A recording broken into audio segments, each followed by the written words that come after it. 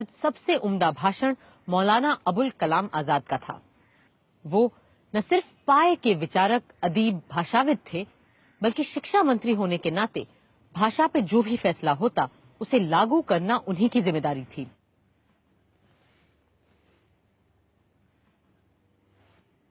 اگر ہم سب یہ چاہتے ہیں کہ انگریزی کی جگہ ہماری وطن کی زبان تمام ملک، تمام قوم کی زبان ہو، تو اس کے سوا ہمارے سامنے کوئی چارہ نہیں کہ ایک مدت تک ہم صبر اور انتظار کریں اور انگریزی کو قائم رکھتے ہوئے وطنی زبان کی تعلیم بڑھانے کی کوشش کریں۔ اب ایک ملک یا قوم کی زندگی میں 15 برس کی مدت کون سی بڑی مدت ہوئی؟ یہ تو 15 دن سے بھی زیادہ نہیں۔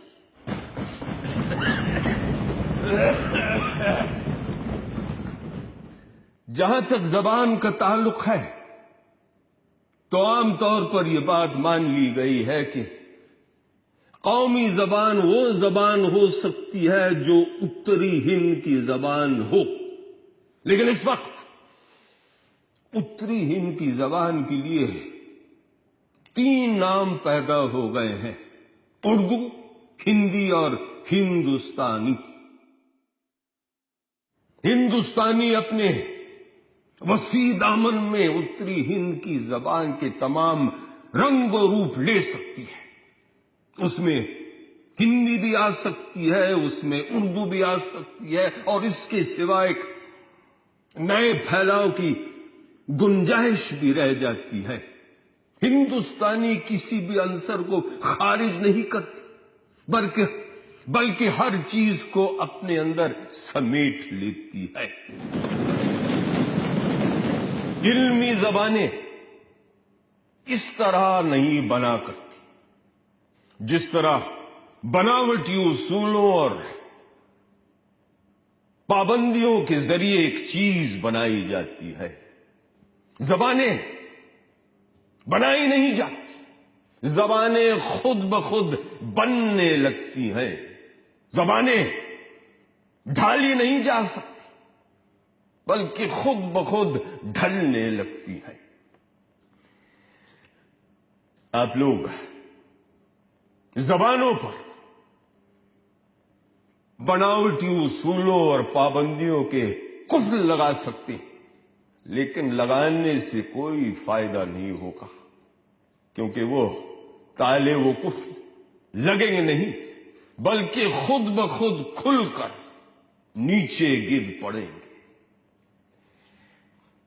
زبان کا قانون آپ سب کی پکڑ سے باہر ہے۔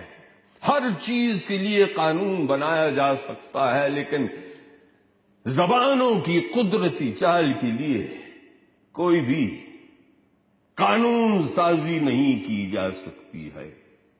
زبانیں خود بخود اپنے لیے ایک راستہ اختیار کر لیتی ہیں اور پھر اسی راستے پر چلتے چلتے اپنی منزل مقصود تک پہنچ سکتی ہے۔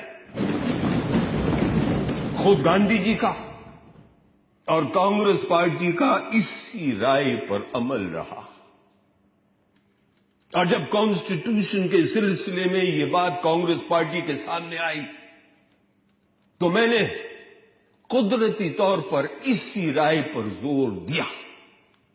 مجھے توقع تھی کہ کم از کم کانگریس کے پرانے ساتھی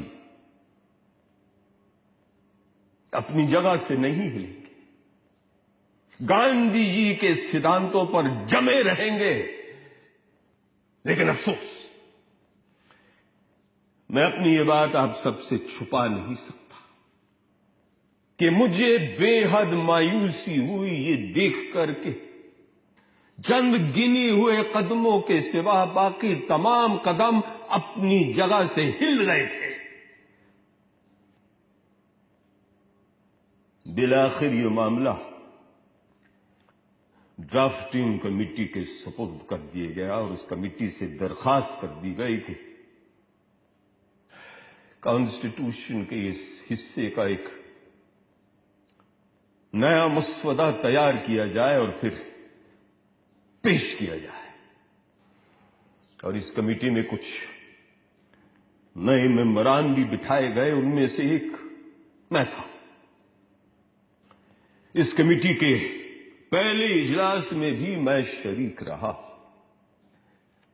لیکن وہاں میں نے یہ دیکھا کہ اکثریت پہلے سے ہی ایک خاص رائے پر جمی ہوئی تھی اور کسی بھی طرح سے اس بات کے لیے راضی نہیں تھی کہ ہندی کی جگہ ہندوستانی کو اختیار کر لیا جائے، یا پھر ہندی کی تشریح کر کے اس کے مفہوم میں ایک نیا پھیلاؤ پیدا کیا جائے.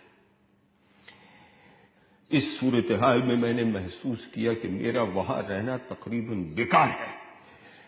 اس لیے میں نے اپنا استعفیٰ دے دیا اور اس کمیٹی سے الگ ہوا. مجھے یہ دیکھ کر سخت مایوسی ہوئی کہ اس طرف سے لے کر اس طرف، یعنی کہ ہر طرف تنگ خیالی چھائی ہوئی ہے. تنگ خیالی کا مطلب سمجھا؟ نیرو مائنڈڈنس، یعنی کہ دماغ کا چھوٹا اور سمٹا ہوا ہونا، اور ہر طرح سے پھیلاؤ اور اونچائی سے انکار کرنا.